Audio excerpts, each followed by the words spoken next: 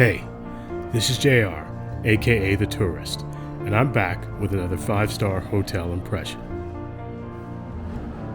In Hong Kong's Admiralty neighborhood, you'll find the upscale Pacific Place Mall, home to high-end retail and several deluxe hotel properties. Included among them is the Island Shangri-La, home to more than 500 guest rooms and suites, all centered around this impressive 16-story panel installation.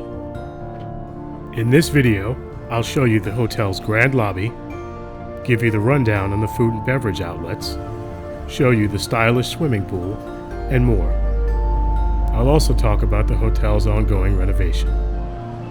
Let's not waste any more time. Step inside, and I'll show you around.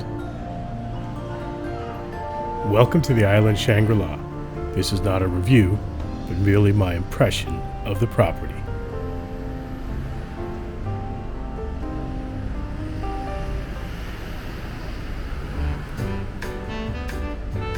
In my experience, the Shangri-La Group knows how to do grand lobbies. The Island Shangri-La is no exception. This chandelier was handmade by the Viennese firm Bacalowitz.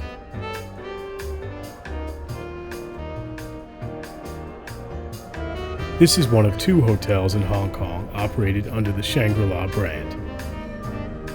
This one opened in 1991, while the older Kowloon Shangri-La opened 10 years prior on the other side of the harbor.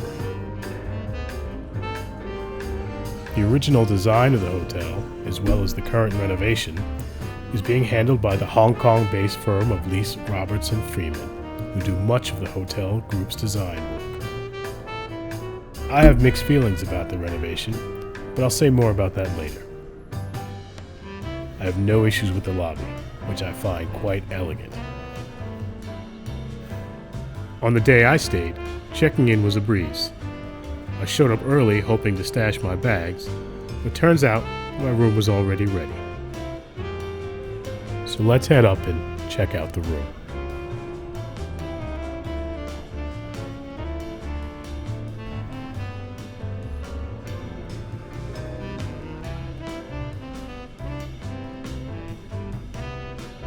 I stayed at the Island Shangri-La a few years prior, a staycation during the period when Hong Kong's quarantine was in effect. We stayed on a floor that had yet to be renovated, and the difference is noticeable. The old design was in no way bad, but definitely felt a bit dated. The new look is definitely contemporary.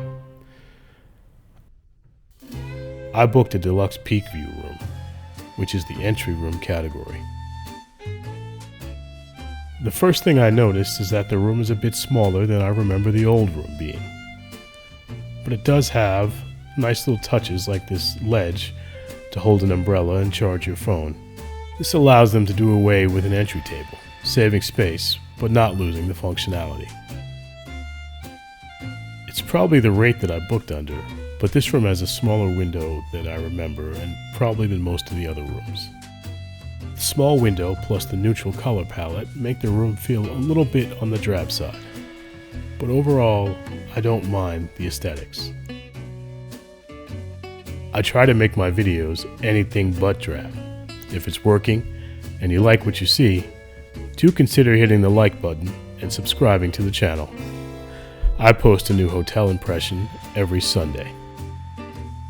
Both side tables have easy-to-use light and window shade controls, as well as plugs. There's also something I've never seen before. Those little buttons in the carpet, they're sensors. When you step out of bed at night, the room's nightlight automatically goes on. I like when hotel rooms have these kinds of clearly delineated use spaces.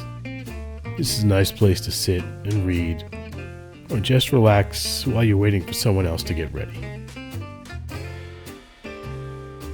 I have a peak view, which isn't as impressive and doesn't bring as much light as the harbor view. But again, this is what comes with a discount rate. In the peak view, it's not bad. The hotel also looks down on Hong Kong Park, which is a nice place for a stroll or a jog or just to sit and enjoy a verdant space within the concrete jungle that is Hong Kong.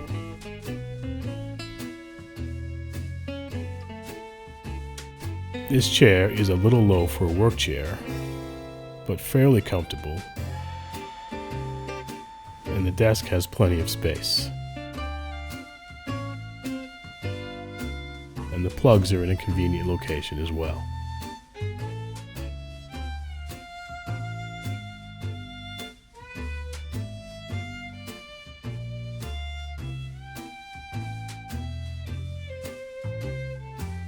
The layout of the bathroom continues the theme of small spaces, but laid out in a way that makes the most out of the space. The toiletries are by John Masters Organics. Part of me always wants the smaller single-use bottles, but I suppose the refillable bottles are more eco-friendly. I will say that some hotels do the refillable bottles better than others. This setup is somewhere in the middle. The shower has both a rain head and a handheld, but there is no bathtub in the room.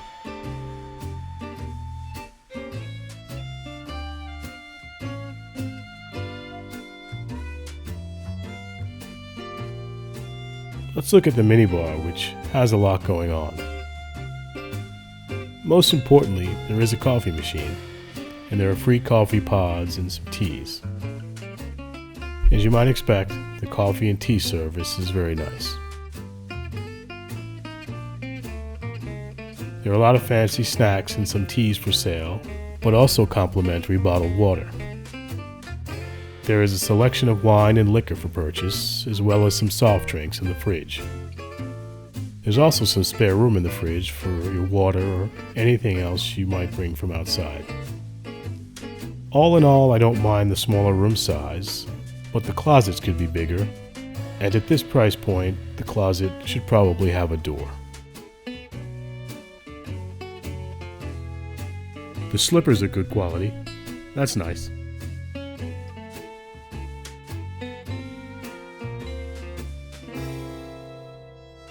One interesting thing is this little hideaway area for the ironing board. I've never seen this before. This is a space-saving touch that I appreciate.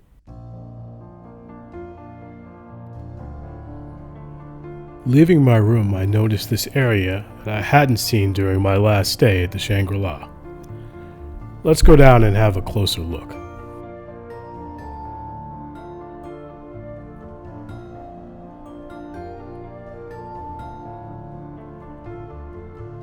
This is a good time to talk about the design and the renovation. This library area is a good representation of the old design aesthetic of the hotel. I like it, though again, I can see how it might feel a bit dated.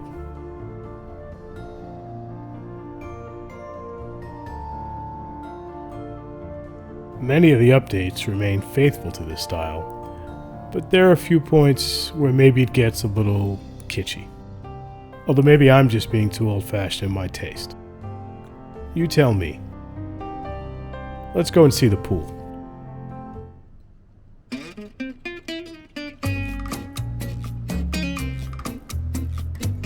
Level 8 is the wellness floor. Here you'll find the pool, gym, and the spa.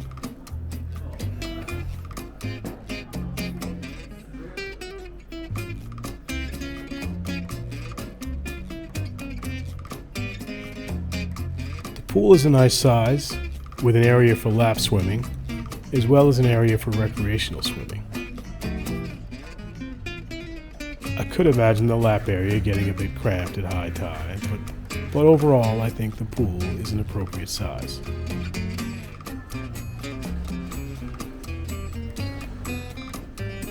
The lounge chairs and the umbrellas are very stylish. And overall, I think the hotel has done a really good job with the renovation in this area.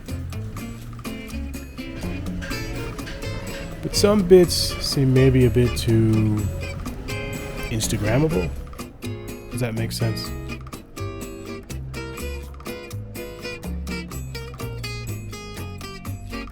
gym is a definite bright spot.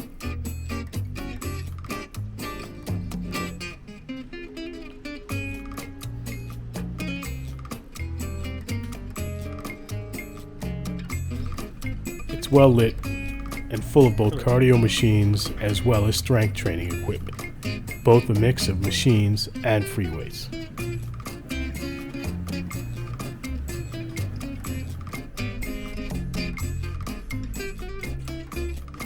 The spa was closed. Oh, there's also a hair salon. You can directly access the Shangri-La from the Pacific Place Mall. Easy access to the mall brings an assortment of shopping and dining options within easy reach. The Shangri-La's own food and beverage options are another bright spot in the hotel. Altogether, there are 8 restaurants, ranging from Café 2, the hotel's buffet restaurant, to Restaurant Petrus, the Michelin star French restaurant. The entrance from the mall brings you past Island Gourmet, a pastry shop also serving light bites. On the same floor is Summer Palace, a Chinese restaurant with its own Michelin star.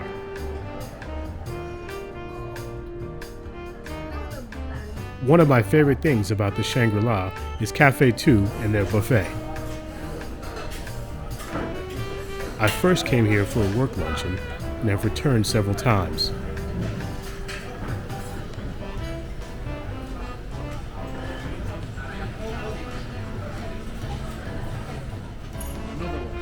The breakfast buffet is not as robust as the lunch and dinner version, but it's plenty.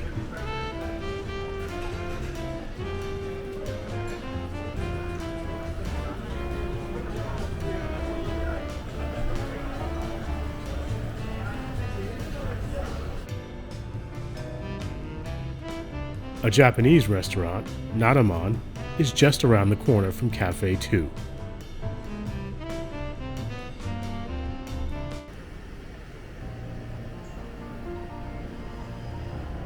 And coming downstairs, you'll find the lobby lounge, where afternoon tea is served.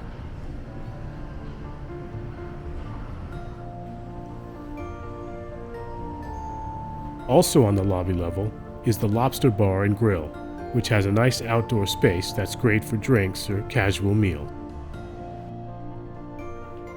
Last, but certainly not least, is Restaurant Petrus on the 56th floor of the hotel, giving you the opportunity to take in the 16-story panel in all of its glory.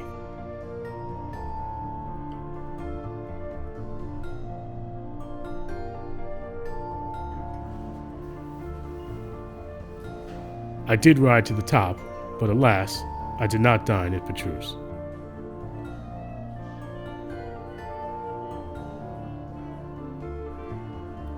Thank you for joining me on this brief tour of the Island Shangri-La. Be sure to stay tuned for more to come.